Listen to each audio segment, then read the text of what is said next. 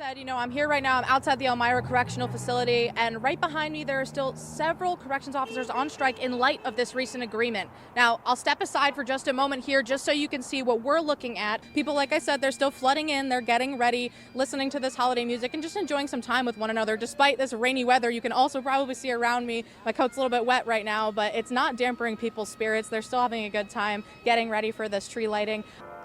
Nick, Renata, Masseline was found guilty of 2 charges in court, assault of a police officer and assault in the 2nd degree.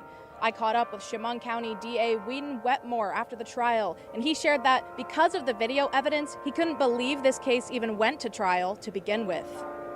So Eva, thank you for joining us tonight. I just want to start off, if you could just give me a little bit of history about, the Great Benjamin Circus and tell me why it's so unique compared to other circuses. The last thing you'd want on your Christmas morning is a visit from your local firefighters. According to the National Fire Protection Association, from 2016 to 2020, U.S. fire departments responded to around 160 home structure fires, and that began with the ignition of Christmas trees.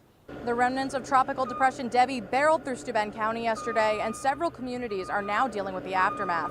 While areas like Woodhull are leaning on each other to rebuild, they are utilizing local emergency resources in the meantime and waiting for officials to assess the damage.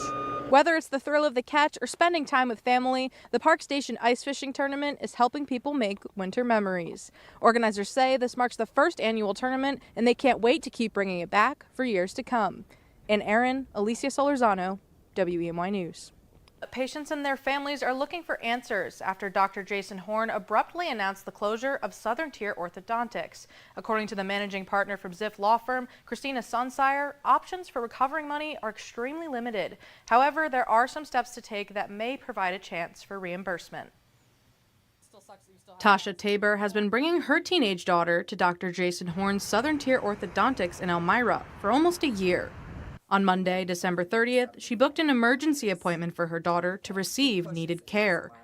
However, upon arrival on Thursday morning, she was met with a sign on the practice's door that read "Office is closed due to emergency." Hours later, she received a text that the business has declared bankruptcy, is now closed, and past and future payments will not be reimbursed. I'm sure there's other people that are on very limited incomes, and this is going to put quite a deficit in my income, personal loans again. And then I still have to tell my daughter. That's the scary part. She put her trust into Jason Horn, and I have to break the news to her here soon, and it's going to break her. An orthodontist's assistant from the practice, who has chosen to remain anonymous, shared with WEMY News that they had no clue about the bankruptcy and were booking appointments as normal on Monday the 30th before finding out at 5 p.m. the same day that they were being let go. The employee also added that they are frustrated about the outcome for patients. You've put a lot of families, and again, not just the patients, the people who work for him, who trusted him as well. It's very unfortunate. It's very sad. And it's very tough for people in this community. Some of those patients shared that they are out over $6,000 from Horn services and are left to seek care elsewhere, now needing to dish out more of those hefty fees. Many are seeking reimbursement or some form of legal action. The unfortunate reality, and it's really hard to stomach, is that in a situation like this, the options are unfortunately very limited. Christina Sunsire, the managing partner at Ziff law firm in Elmira, also has a daughter who is a patient at STO. She shared some legal advice on the firm's Facebook page and shares that the best step to take at this point in time is filing a complaint form through the Consumer Fraud Division of the Attorney General's office. We have to understand, making a claim does not guarantee financial reimbursement, but the AG's office has a lot of leverage, and the more people who make claims, the stronger the claims become. If you would like to file a complaint with the State Attorney General's office, we'll have a link to do so on this story, which will be posted shortly after the newscast. WEMY News tried to reach out to Dr. Horn to ask him some questions, but we were not able to get a hold of him. We'll keep following the story as it develops.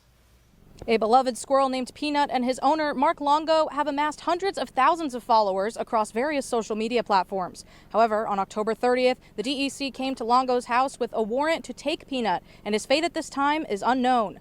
Now, Longo is left searching for answers. And to take Peanut away from my family is not only, heart-wrenching, but then you take it away from the organization that solely gets its funding from social media that requires Peanut to get that funding. And without that, I really don't know how I'm going to be able to continue to get donations outside of that. So you didn't just ruin my family, you ruined an organization that has saved over 300 animals in its first year. Longo said the New York State DEC showed up to his house with a search warrant yesterday morning. He said they seized Peanut and a raccoon that he was helping to nurse back to health. My next step is to be contacted. DEC, the state, nobody has reached out to me to say anything. I don't know if Peanut is alive or they euthanized him. I don't know if he's located down the street or he's halfway across the country. WEMY News reached out to the DEC and received the following statement. Quote, following multiple reports from the public about the potentially unsafe housing of wildlife that could carry rabies and the illegal keeping of wildlife as pets, DEC conducted an investigation. DEC's investigation is ongoing and additional information will be provided as it becomes available. I know the laws are the laws and the rules are the rules, but the fact of the matter is they brought 8 officers here who ransacked my house for a cat or a squirrel and a raccoon and made me sit outside where I wasn't allowed to use the bathroom without a police escort. I thought that was a little excessive for a raccoon and a squirrel, but that might just be my opinion. Well, the fight among the public to bring Peanut home is still ongoing. However, Longo says he just hopes to cooperate with the state, find some common ground with officials, and keep Peanut's Freedom Farm and Animal Sanctuary up and running to help take care of any animals in need. Reporting from Pine City, I'm Alecia Solorzano, WEMY News.